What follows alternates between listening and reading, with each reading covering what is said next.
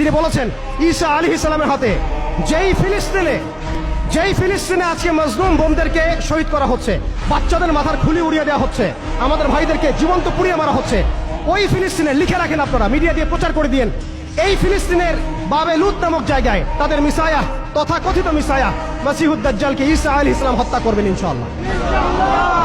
পৃথিবীর কোন শক্তি, কোন ন্যাটো, কোন ইউনাইটেড নেশনস, কোন ইউরোপিয়ান ইউনিয়ন, কোন IMF, কোন ওয়ার্ল্ড ব্যাংক, কোন সাম্রাজ্যবাদী শক্তি এই ভবিষ্যৎবাণীকে ঠেকাতে পারবে না। আপনি ওদেরকে চেষ্টা করতে দেন, সারা পৃথিবীর সমস্ত মুসলমানকে যদি এখন তারা মেরে ফেলে, তবু এই একটা ভবিষ্যৎবাণী ইনশাআল্লাহ তাআলা তারা পাল্টাতে পারবে না। এটা আমাদের আশার জায়গা, এটাই হচ্ছে চূড়ান্ত বিজয়। এবং ঈসা আলাইহিস সালামের হাতে আগামী 40 বছর লিখে রাখেন আপনারা, এরপরের 40 বছর ওই বাইতুল মুকাদ্দাস থেকেই সারা বিশ্বে ইসলামী খিলাফা কায়েম হবে ইনশাআল্লাহ। যে খিলাফা শব্দটা এখন রাজনৈতিকভাবে আপনারা নিতে পারেন না, হজম করতে পারেন না। আমি জানি আপনারা জানেন না, অনেকেই এটা অজ্ঞতার কারণেও হতে পারে, তারা হয়তো জানেন না, আমরা জানাতে এসেছি। এই যে খিলাফা শব্দটা তারা নিতে পারে না, এই খিলাফাই হবে পৃথিবীর শেষ শাসন ইনশাআল্লাহ। এই খিলাফা দিয়ে বিশ্ব শুরু হয়েছিল, এই খিলাফা দিয়েই বিশ্ব শেষ হবে।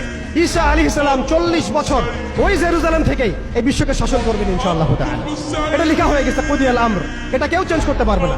এখন মাঝখানের এই সময়টুকুতে জায়নিস্ট আসলে কি করেছে এবং আমরা কোন কোন জায়গায় পিছিয়ে গেছি এবং আমাদের করণীয় কি হতে পারে, এটা আমি অল্প কথায় শেষ করে দিব। এক কথায় দেখুন, জায়নিস্ট মুভমেন্ট গঠন করার পরে তারা সর্বপ্রথম, ভালো করে খেয়াল করেন, তারা সর্বপ্রথম একটা ঐক্যবদ্ধ প্ল্যাটফর্ম এনেছে। আমরা দেখেন সারা বিশ্বে এখন পর্যন্ত মুসলিমরা একটা ঐক্যবদ্ধ প্ল্যাটফর্ম করতে পারি নাই। তারা ঐক্যবদ্ধ একটা প্ল্যাটফর্ম করেছে এবং সেই প্ল্যাটফর্মকে কেন্দ্র করে তারা সবার আগে খেলাফত ব্যবস্থাকে ধ্বংস করেছে, অটোম্যানদেরকে তারা পরাজিত করেছে। প্রথম বিশ্বযুদ্ধের সেই 1914 থেকে 18-এর মধ্যে তারা বাইতুল মুকাদ্দাসে প্রথম ঢুকেছে এবং তাদের সহযোগী ছিল পশ্চিমা বিশ্ব এবং ব্রিটেন। আজকে আমরা ইসরায়েলের এগেনস্টে কথা বলি ঠিকই, কিন্তু পশ্চিমা বিশ্বের এগেনস্টে আমরা কথা বলতে পারি না, আমরা ব্রিটেনের এগেনস্টে কথা বলতে পারি না। আজকে আমরা ইসরায়েল বিরোধী কথা বলি ঠিকই, আমেরিকার এগেনস্টে আমরা কথা বলতে পারি না। আজকে আমরা তাদের পণ্য বয়কট নিয়ে কথা বলি, এটাও দরকার আছে, কিন্তু তাদের আদর্শ দিয়ে আমাদের ব্যক্তি জীবন, পারিবারিক জীবন, সামাজিক জীবন, ইভেন রাজনৈতিক অর্থনৈতিক জীবন পর্যন্ত ঢেলে সাজানো হয়েছে, এইগুলো আমরা ছাড়তে পারি না।